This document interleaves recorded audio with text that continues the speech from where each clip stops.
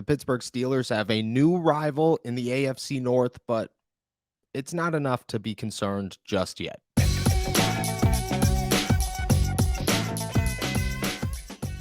What's going on, everybody? I'm Noah Strackbine. Thank you for jumping on to Steelers to Go, your daily to-go cup of Pittsburgh Steelers news and analysis. Find us on youtube.com/allsteelerstalk and subscribe anywhere you get your podcasts. And today, we're talking about Odell Beckham Jr. and what it means for the Pittsburgh Steelers, the Baltimore Ravens, and everybody else involved.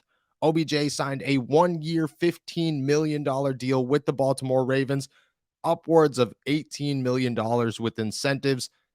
It was a deal that someone described to senior writer for The Athletic, Ben Standig, quote, "That number is wild. Sounds like they just gave whatever the agent wanted. Extreme is a great description. Not even sure overpay is the right word."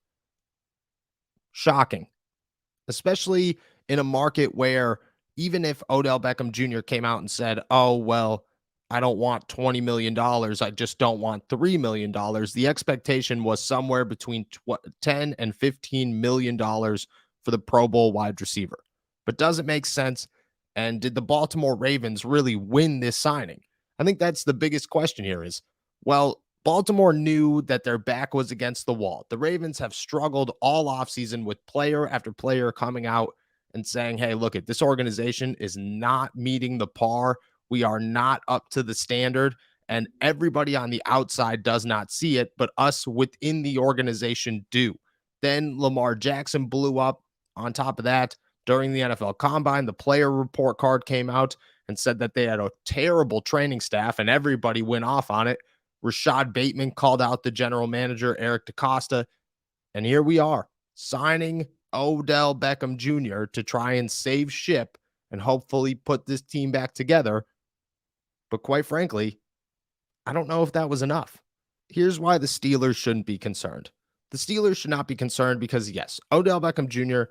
is a challenge. If he plays a full season outside of his last season in 2021, when all that drama with Baker Mayfield and his father went down, you look at OBJ and you say, if this guy's healthy, he's 1,000 yards in a season, easy. With a quarterback like Lamar Jackson, who might be, the best quarterback that he's played with throughout his career, that could be even more. But at the same time, he's 30 years old. He's coming off an ACL surgery. He hasn't played football in a year. And yeah, that 1,000 yards should be the expectation because that's all he's ever done. But is 1,000 yards from a wide receiver enough to sit here and say, well, the Baltimore Ravens are clearly back? Or is it enough for Lamar Jackson to want to come back at all? Because before the signing, Lamar wanted out, and he publicly said that he wanted out. Then OBJ signs. Lamar Jackson posts a very cryptic picture of him and OBJ, and everybody's wondering, okay, is this the beginning of a resolution for the quarterback and the team, or is he just excited to get his buddy on board an organization that maybe he's about to leave? I don't know if Lamar is going to play football in 2023 for the Baltimore Ravens. I'm uncertain either way. But what I do know is, observing the NFL, 1,000-yard receiver is awesome. And for a quarterback to get a name like OBJ, it means a lot. But as a longtime watcher of this game, and as someone who has very carefully dissected the inside for the last 5 years, $200 million guaranteed usually trumps any wide receiver that you bring a quarterback. And right now, the excitement might be high between Lamar Jackson and Odell Beckham Jr. and the Baltimore Ravens about what this could possibly mean.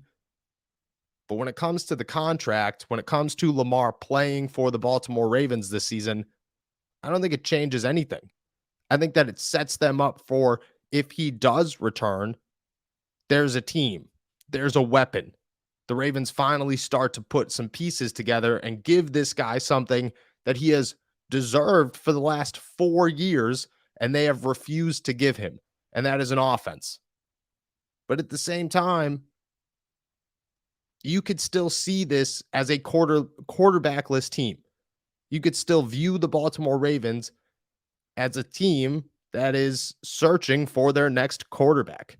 And there's a short list of players who could come into a team and replace Lamar Jackson.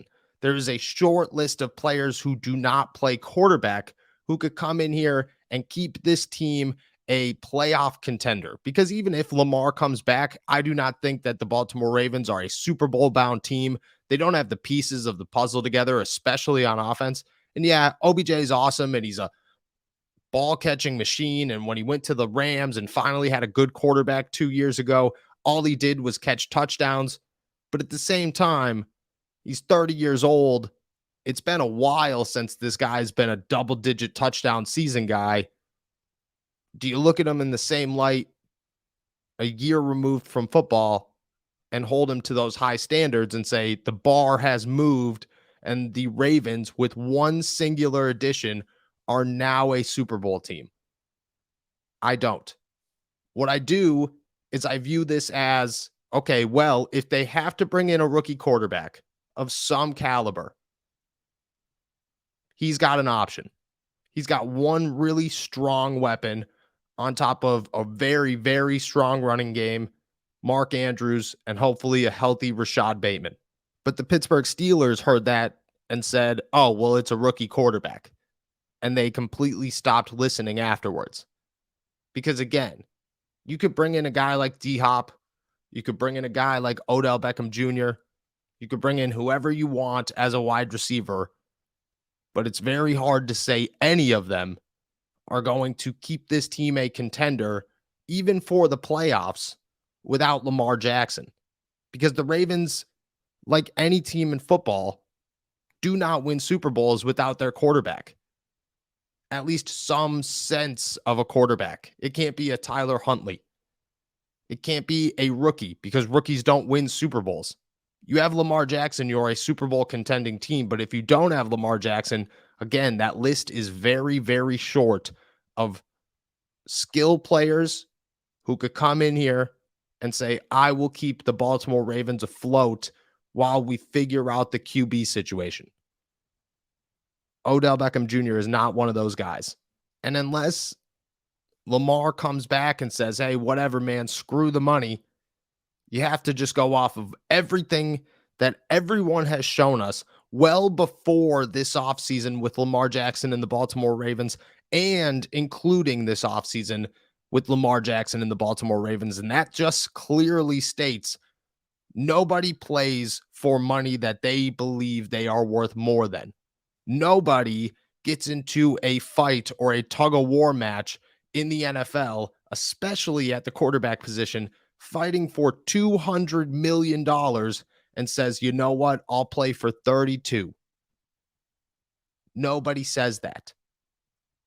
$200 million typically in this league, and pretty much in every other league, stands far above a wide receiver that you just signed, or this player that you just signed, or a relationship with a team who does not want to sign you and instead is placing you on the lowest franchise tag so that they can allow other teams to show you that you are not worth what you say you are worth and might be worth in your head. The bridge was burned so bad that even if John Harbaugh said a million times that he believes that Lamar Jackson is going to be the quarterback of the Baltimore Ravens this season, even if Eric DeCosta says that they are trying as hard as possible to get a deal done, it feels that the fact that they are looking at first round quarterbacks is an indication that they have almost given up on keeping Lamar, and Lamar has given up on playing for them. And yeah, he might drop hint after hint after hint about his excitement about Odell Beckham Jr.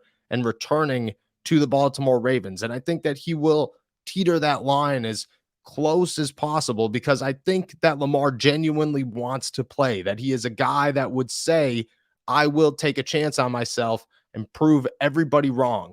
But I hope somebody is in his corner to tell him not to do that, because the NFL is a very unforgiving game. And Lamar to himself is worth $200+ million. And after winning an MVP and being 26 years old and in a quarterback driven league, he is likely worth 200 plus million dollars. Unfortunately, he fell into an organization that doesn't value him like that and is in an offseason where other teams are willing to take chances elsewhere instead of competing with the Baltimore Ravens for a guy that they might not land. But signing Odell Beckham Jr., no matter what, does not make the Baltimore Ravens any more special than they were 48 hours ago. And if they end up without Lamar Jackson this season, well, for a team like the Pittsburgh Steelers and the Cleveland Browns and the Cincinnati Bengals, all you're looking at is a team without a quarterback. You're looking at a team who can only get so far because they do not have somebody to lead them the rest of the way. $200 million trumps almost everything in football. That's what history has always shown us. That's what this current situation has shown us. So you could look at the hints and the screenshots and the signings and be as excited as you want about a guy like Odell Beckham Jr. joining the Baltimore Ravens. But unless they figure out their QB situation and fix things with Lamar Jackson, this is nothing. Their bar remains low. And it doesn't teeter at all with a wide receiver signing.